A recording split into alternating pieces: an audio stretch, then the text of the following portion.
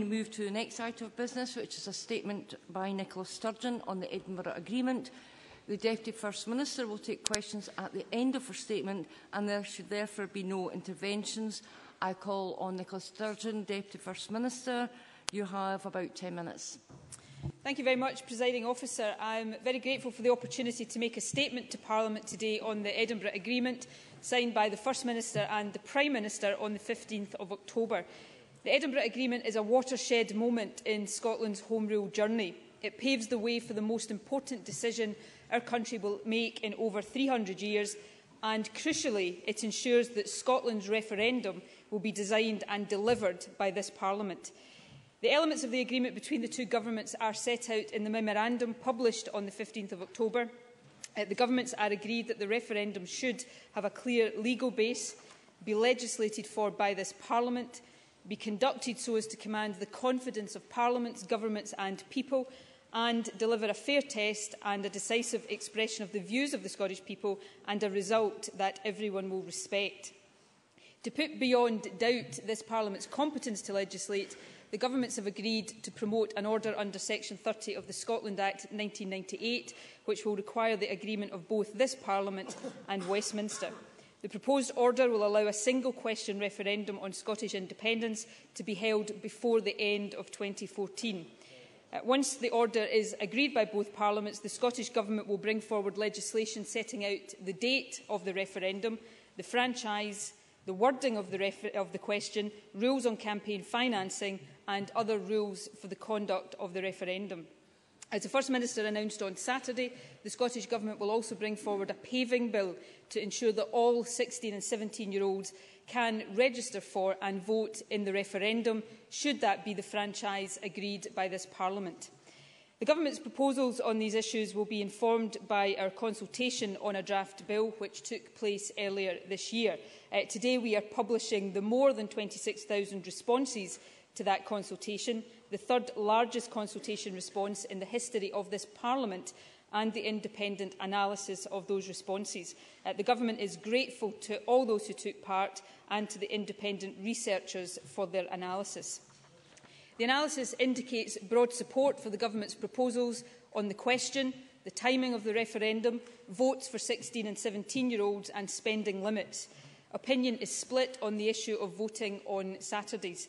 Quantitative analysis indicates a majority against a second question on the ballot paper, an option that has in any event been foreclosed for this Parliament by the UK Government's position on the Section 30 order. Additional issues, Presiding Officer, were also raised in the responses, for example about the impartiality of broadcasters. In the Edinburgh Agreement, the governments have agreed that broadcast coverage of the referendum must be impartial. This issue will now be taken forward by broadcasters, Ofcom and the Electoral Commission. I should emphasise that the report provides both qualitative and quantitative analysis of the responses, and it's not merely the weight of opinion, but the arguments behind those opinions that are important in reaching final decisions. The Government will now consider carefully the responses and the analysis, and these responses and analysis will influence and inform the final bill that we present to this Parliament for consideration. As set out in the Edinburgh Agreement, the Electoral Commission will play an important role in formulating the question for the referendum. The Government will refer our proposed referendum question to the Electoral Commission for review of its intelligibility. The Commission will take views from others on the proposed wording and then report on the question. The final decision on the question will, of course, be for this Parliament, taking account the views of the Commission. I will be meeting the Commission later this week, tomorrow in fact, to discuss the next steps in their involvement and to ensure that the process of reviewing the question takes place in good time. I will also be confirming to the Electoral Commission that we will be seeking its advice on setting spending limits for the referendum that ensure a fair contest and a level playing field. Both the Section 30 order and the Government's referendum bill will now be considered and scrutinised by this Parliament in the normal way. The timetable for the Section 30 order here and at Westminster is intended to lead to the order being agreed early next year. This will enable the Government to introduce its referendum bill shortly thereafter. We would then expect Parliament's consideration of the bill to take place through the summer and autumn, allowing royal assent by November 2013, approximately 1 year before the vote. The Government looks forward to that process, to the scrutiny that members will bring and to the debates that lie ahead in this chamber.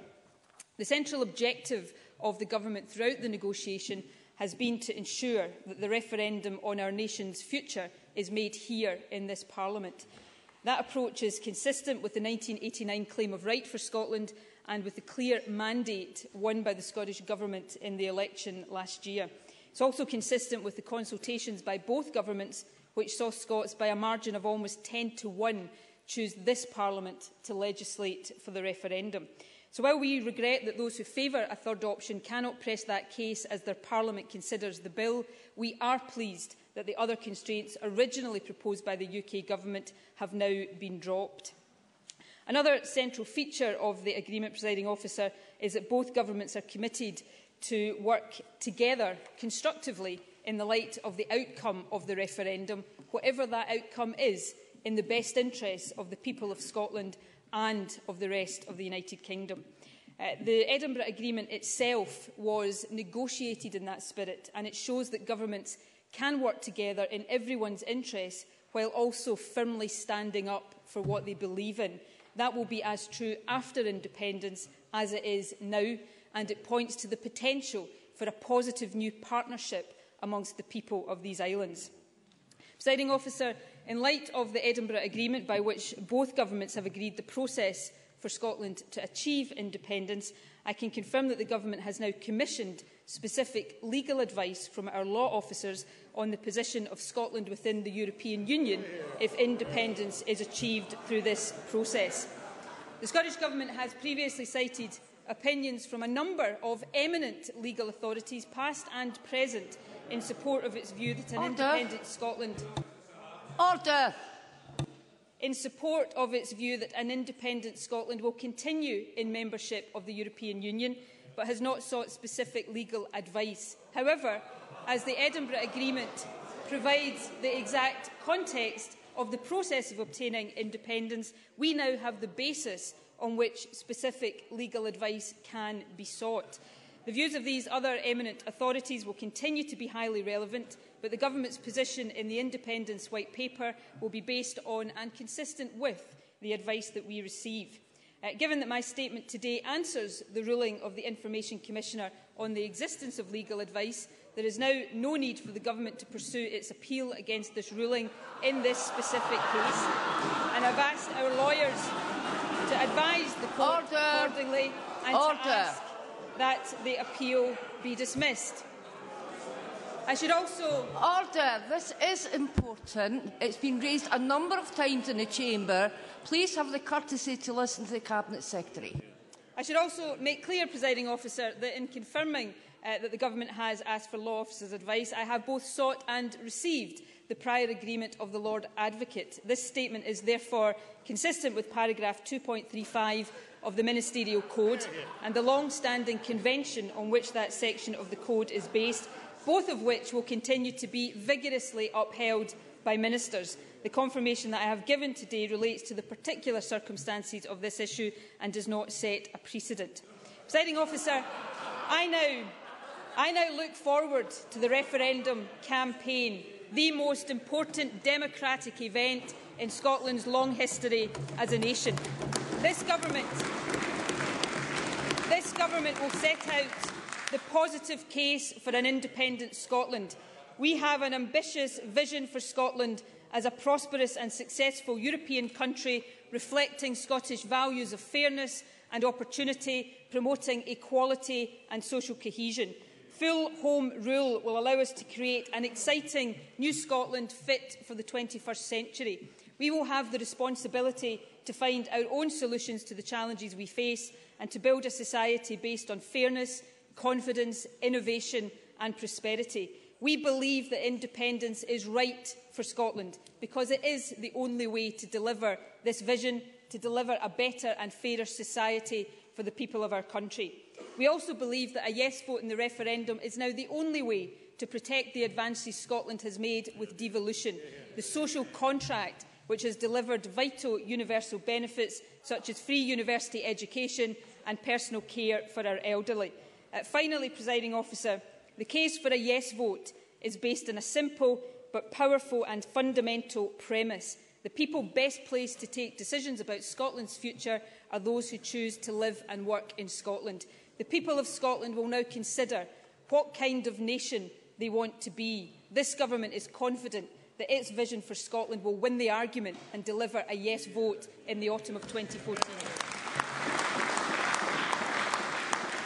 The Deputy First Minister will now take questions on the issues raised in her statement. I intend to allow around 20 minutes for questions, after which we will move on to the next item of business. It would be helpful if members who wish to ask a question of the Cabinet Secretary were to press the request to speak button now, and I call on Patricia Ferguson.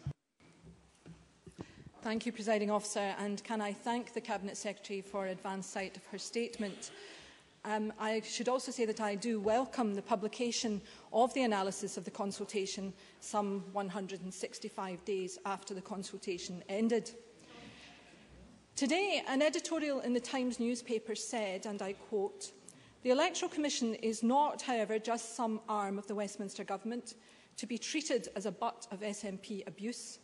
It is an independent legal entity, answerable to Parliament, there to guarantee the fair running of elections in Britain. To cast aside its judgment would not only be irresponsible, it would be unprecedented."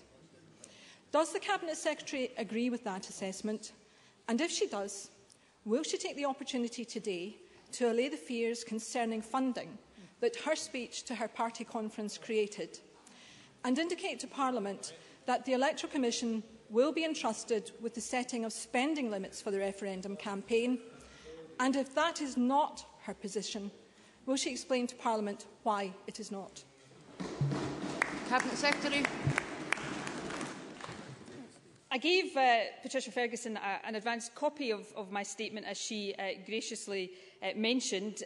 I also saw her sitting here listening to my statement, so she will have heard me say I will also be confirming to the Electoral Commission tomorrow when I meet them that we will be seeking its advice on setting spending limits that ensure a fair contest and a level playing field. Now, the position of this government is exactly the same as the position of the UK government would be for sub-UK referendums should it be setting the rules, and that is that the Electoral Commission advises, government proposes and Parliament decides. But I would not be asking the Electoral Commission for its advice if I did not think that it was incumbent on this government to give weight to the advice of the Electoral Commission and to take due account of that advice in coming to its final decisions. And I have to say to Patricia Ferguson, I can't understand what anybody in this chamber, on any side of this chamber, regardless of the legitimate differences of opinion we have on independence, would find to disagree with the statement I made, that what we want to do is ensure a fair contest and a level playing field. Surely that's what everybody should want in order that the people of Scotland can take a decision in that context. So that's what this government will be seeking to achieve. We will do it working with the Electoral Commission. I look forward to meeting with them to discuss it further, and I look forward to receiving the advice that they give. And of course, as is the case with all aspects of the referendum bill, it will be open to scrutiny by this Parliament as it passes through the normal process. Ruth Davidson. Thank you very much. I'd also like to thank the Cabinet Secretary for advance sight of her statement. On Friday, it was proved beyond all doubt that the SNP is a party without principle, voting for a policy it doesn't believe. And the members of that party today, with principle, voted with their feet and walked out. But NATO is not the only international body which is tying the SNP in knots. We find out today that despite desperate claims of knowing the answers, despite thousands of pounds of taxpayers' money spent in courtrooms to keep information from the Scottish people, the SNP has never taken advice on a separate Scotland's place in the European Union. They don't know whether we would be spending pounds or euros. But it's worse than that. When myself and other party leaders tried to exact the truth, we were shouted down. In fact, this Deputy First Minister told this chamber that she knows Scotland would continue in the EU. In fact, in June, she said, and I quote, "An independent Scotland will be a member of the European Union. Arguing otherwise is an utterly absurd position." Well, it's not absurd. And the Deputy First Minister doesn't know. Monetary policy, EU membership? When will she stop trying to hoodwink the public on the big issues? Scotland needs to know. So when will the Deputy First Minister, when she eventually gets this advice, will she promise to publish? Not her interpretation, not SNP spin, but the actual advice so that Scotland has the information it needs to make this historic decision. Deputy First Minister. I respectfully suggest to Ruth Davidson that the word principle is one that Tories perhaps would be better advised to avoid using in any context. Can I say to Ruth Davidson, and I don't doubt her knowledge on these matters, but the position that the SNP has articulated and believes in respect of Scotland's position within the European Union has been backed and indeed is drawn on the opinion of some of the most eminent legal authorities in Europe. And that is a fact. People like Eamon Gallagher, the former Director General of the European Commission, an EC Ambassador to the United Nations, Emile Noel, the longest-serving Secretary General of the European Commission, Lord Mackenzie Stewart, Judge on the European Court of Justice, the President of the European Court of Justice for a period, Javier Deroux, the Editor of the European Legal Dictionary. The list of eminent legal authorities goes on and on. That's the basis of the opinion that the SNP has articulated, and we will continue to do so. Can I also say to Ruth Davidson, and repeat what I said in the chamber to her previously, the notion that oil-rich, renewable energy-rich, fishing-rich Scotland would not be a member of the European Union, and a member of the European Union welcomed with open arms, is patently absurd. And it does Ruth Davidson no credit to try to argue such an absurd notion. And lastly, I can assure Ruth Davidson, as I said in my opening statement, that the white paper that we publish covering this issue together with other issues will be entirely consistent with the legal advice that we receive, something the First Minister has already said. I have many members who wish to ask a question, and to allow me to get through as many as possible, can I remind members that it should be one question and not a speech. I'd be grateful if the Cabinet Secretary could also keep it as brief as possible. Jamie Hepburn, followed by Jackie Baillie. The Deputy First Minister said one of the aims of the Edinburgh Agreement was to deliver a fair test and a decisive expression of the views of the Scottish people through the referendum. Does the Deputy First Minister have any information as to the most recent indications of the views of the Scottish people, what they're likely to be in that referendum? Cabinet Secretary. Well, strangely enough, yes, I do. Jamie Hepburn may or may not have seen an opinion poll published in the Sunday Times on Thursday, which shows that the gap between independence and the case against independence is narrowed to 8%. Interestingly, though, if people believe there's any prospect of another UK Tory government, support for independence rises to 52% of the Scottish population. Interestingly, even more interestingly perhaps, if they believe there's a prospect of a Labour government, it goes up to 44%. So I think that's encouraging. Look, opinion polls aside, this government believes that the case for independence will be won on the strength of our arguments. And over these next 2 years, we will put forward those arguments with conviction, with belief, with determination, and we will seek to persuade a majority of our fellow Scots that their future lies best with independence, with a new relationship of equals between the countries of these islands. And I would simply encourage those who are on the other side of this argument, which is a perfectly legitimate place to be equally positive when they're pursuing their own cases. And if that happens, then we will have a debate over these next couple of years that will enhance Scotland and an outcome, I think, that will be right for Scotland. Jackie Baillie, to be followed by Aileen MacLeod and Mr MacDonald. Could you just keep your voice down a bit? Could I ask the Cabinet Secretary how much taxpayers' money the Scottish Government has spent on a court case to hide information on legal advice about the European Union, legal advice which wasn't even commissioned, legal advice which doesn't exist? And if it is therefore the case that President Barroso, Jim Sillars, Romana Prodi, a number more indeed, could just all be correct, that Scotland does not have automatic entry to the European Union, and perhaps she is seeking legal advice that joining the Eurozone is indeed a requirement for new countries when they join the EU? Cabinet Secretary. Well, you know, the latter part of Jackie Bailey's question, I think, is not the case. Can I answer her specific question with a specific answer?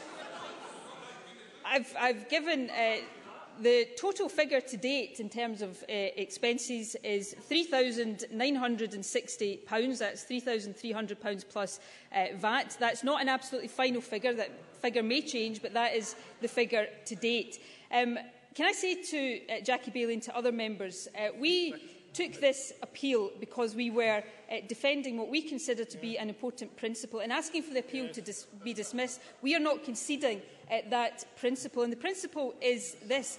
The Scottish Government's view is that under the Freedom of Information legislation, the Commissioner requires to be satisfied that ministers have given consideration to the public interest, but that it is not open to her to substitute her own view of the public interest. The Information Commissioner's view is that she has the final say on the issue of public interest. So that is an issue of principle that we continue to differ over and no doubt will be settled in future. But I hope Jackie Bailey is satisfied with the specific answer to the specific question on cost, and I'd be happy to update Parliament on the final cost as soon as it's available. Ely MacLeod, to be followed by Willie Rennie. Thank you, Presiding Officer. Does the Deputy First Minister agree that it is outrageous that unelected peers like Lord Forsyth, who of course was rejected by the Scottish electorate, and Lord Cormac should seek to undermine Scotland's referendum, and disagree with me that it is right that the biggest decision our country will make for many generations to come must be made here in Scotland for the benefit of all those that live and work here? Cabinet Secretary. Yes, I do. Obviously, the Section 30 order will require to go through this Parliament and Westminster, including the House of Lords. But I think it would have been indefensible for Westminster to have legislated for a referendum, particularly given the unelected element of Westminster. And I think it's right and proper that this most important of decisions is taken here in the Scottish Parliament. Willie Rennie, followed by Claire Adamson. Can I thank the Deputy First Minister for an advanced copy of her statement? Can I also commend her for managing to ignore the siren voices who urged rejection of a Section 30 order. Instead, she sought a mature agreement with the Secretary of State for Scotland so the referendum can be decided by the people and not by the courts. From today, it's based on actual law rather than imaginary law. I feel her embarrassment on the European Union, however. The First Minister said in that his white paper would be consistent with the legal advice. She's had to tell us he hasn't got any. It was all imaginary. The same is the issue in the second question, but now, at least, we're based on actual responses, not imaginary responses. All this work was supposed to be informed by Professor Tierney, the First Minister's expert adviser, but there is not one mention of his work today. When does he speak? Cabinet Secretary. Well, first of all, before I respond to Willie Rennie's points, can I take the opportunity to pay tribute to Michael Moore? Him and I had a very constructive negotiation, which I think led to a good agreement. I would also take the opportunity in this chamber to thank my predecessor in this task, Bruce Crawford, who started the Scottish Government's work and did a sterling job. And I want to thank him for that. I'm not entirely sure about the second part of Willie Rennie's question. What I've said today about the White Paper being consistent with the legal advice we receive is exactly the same as the comments the First Minister made in this Parliament about the White Paper being consistent with legal advice that we receive. So there is absolutely no contradiction there whatsoever. In terms of his last point about Professor Tierney, clearly we now have a consultation.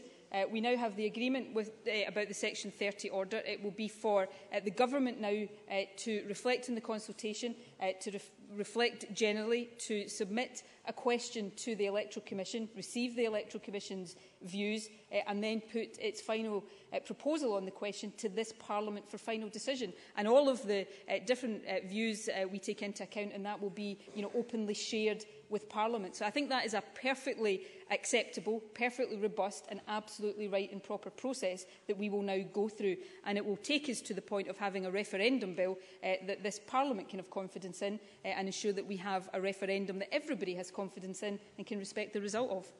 Claire Adamson, to be followed by Richard Baker. Thank you, Presiding Officer. Can I ask the Cabinet Secretary what steps will be taken to ensure that the wording of the question in the ballot paper will be fair, easy to understand, gain the confidence of the Scottish people and produce a result that is beyond challenge? Cabinet Secretary. I thank Clara Adamson for her question. As I've just said to WILLIE RENNIE, we will now reflect on the findings of the consultation. We will submit our question to the Electoral Commission and we will await the feedback and report of the Electoral Commission. We will then submit a final proposal to Parliament in the referendum bill, which this Parliament can fully scrutinise and make a decision on. I think it's absolutely essential that the question is fair. I think what is very interesting, and those who have been criticising the government's question in this chamber in the past should be aware of the findings of the consultation, which show broad support for the Scottish Government's proposed question for the referendum. So we will take all of the appropriate steps to ensure that that question is the right one and the question that facilitates that decision that we want the Scottish people to take. Richard Baker, followed by Mark MacDonald. Why can the Deputy First Minister do what the First Minister has consistently refused to do, which is to reveal the existence or non-existence of legal advice under the Ministerial Code? Has the advice from law officers changed, or is this another example of ministers making the rules up as they go along, and exactly why oversight of this referendum would be best left with the Electoral Commission? Well, let me answer that question in two parts. We are now seeking specific advice, specifically because of the Edinburgh Agreement. Before the Edinburgh Agreement, the process by which independence could be achieved was not settled. It is settled now, and that's why we're seeking legal advice. In terms of why I'm telling Parliament, and those people who now seem to be complaining have been asking us to tell Parliament this for months, so you would think they might manage to be a little bit more gracious about it. But I have sought and received the specific permission of the Lord Advocate to share this information with Parliament today. That means that I am giving Parliament this information entirely consistently with the relevant paragraph of the Ministerial Code, because these ministers in this government will continue to uphold that Ministerial Code and will continue to uphold the long-standing convention, not just of this government, but of other governments in this regard. I would have thought that was something all sides of the Parliament could agree with and welcome. Mark MacDonald, to be followed by Patrick Harvie. Thank you very much, Presiding Officer. I'm delighted that 16 and 17-year-olds are going to be given the right to vote on the future of their nation. Can the Cabinet Secretary perhaps expand on her statement in terms of how the Scottish Government plans to ensure that all 16 and 17-year-olds are able to vote, and the role she sees for partners, for example schools, colleges and other organisations, in encouraging and educating in relation to voter registration for 16 and 17-year-olds? Cabinet Secretary. Well, as the First Minister said on Saturday, we intend to bring forward paving legislation to ensure that all 16 and 17-year-olds can vote. I think that is right. If we are saying it's right in principle for 16 and 17-year-olds to vote, then it's right that all people in that age group should be allowed to vote. I would refer Mark MacDonald to the comment in the Sunday Herald this Sunday just past there. Brian Byrne, Chair of Scotland's Electoral Registration Committee, he said, "I don't see any major concerns with it as long as we get legislation which is clear and unambiguous and early." That's why we intend to bring forward paving legislation. I do think there will be a role for schools, modern studies classes, in a completely impartial way to educate and raise awareness of young people, and I think that's a thoroughly good thing. We should all welcome young people being engaged in and involved in the democratic process. And of course, all of the parties and the campaigns in this referendum, I have no doubt, will vigorously and enthusiastically try to persuade 16 and 17-year-olds that they should go for our side of the debate. And in my case, that will be persuading them to vote yes. Patrick Harvie, to be followed by Maureen Watt. Thank you, Presiding Officer. I thank the Cabinet Secretary, the Deputy First Minister, for the advance copy of the statement. It seems to me that the Edinburgh Agreement provides the process for the referendum, not the process for the transfer of sovereignty.